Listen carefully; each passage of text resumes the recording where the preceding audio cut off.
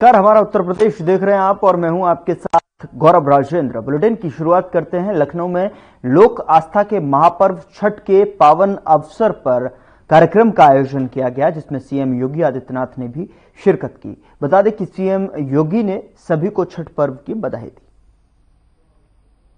आयोजित छठ पूजा में आके हमरा बड़ा आनंद महसूस हो रहल बा।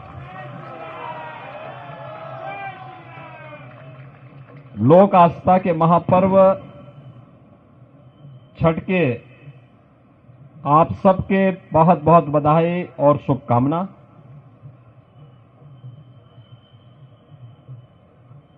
छठी मैया की कृपा आप सबके ऊपर बनल रहे, सबके जीवन खुशहाल रहे, आप सबके जीवन में उमंग और उत्साह बनल रहे। परिवार खातिर कठिन व्रत रखने वाली माता और बहन लोगों के हमारी तरफ से विशेष मंगल कामना। पूरी दुनिया में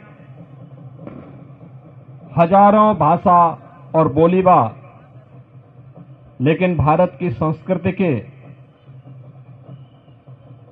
अलगे स्थान बा। वही मां भोजपुरी भाषा संस्कृति अपन दुनिया में अलग मिठास और सुगंध के कारण सबसे हटके अपन पहचान बनौलेल बा और ये अलग अपन इतिहास बा। बहनों और भाइयों, मुझे बहुत प्रसन्नता है कि अखिल भारतीय भोजपुरी समाज का यह छठ महापर्व का ये 40वां वर्ष है। सन 1984 से ये लक्ष्मण मेला मैदान में यह आयोजन लगातार होता रहा है और अब तो यह न केवल भोजपुरी समाज का बल्कि अखिल भारतीय समाज का यह उत्सव बन गया है। जहां कहीं देखो भोजपुरी समाज बिहार से, पूर्वी उत्तर प्रदेश से, देश और दुनिया में जहां कहीं भी गया, अपने साथ पर्व की सुगंध को ले जाकर के एक भारत श्रेष्ठ भारत की इस परिकल्पना को आगे बढ़ाने के लिए कार्य कर रहा है। पर्व और त्योहार के पीछे का भाव भी यही है कि हम सब मिलकर के भेदभाव को समाप्त करके एक समरस समाज की स्थापना कर सके, अपनी विरासत पर गौरव की अनुभूति कर सके। विरासत से भटका हुआ व्यक्ति एक त्रिसंग होता है, जिसके जीवन का कोई उद्देश्य नहीं होता और निरुद्देश्य कोई व्यक्ति जब कार्य करता है तो उसमें कभी भी उसको न आत्मिक संतुष्टि हो सकती है और न समाज ही उससे संतुष्ट हो पाएगा।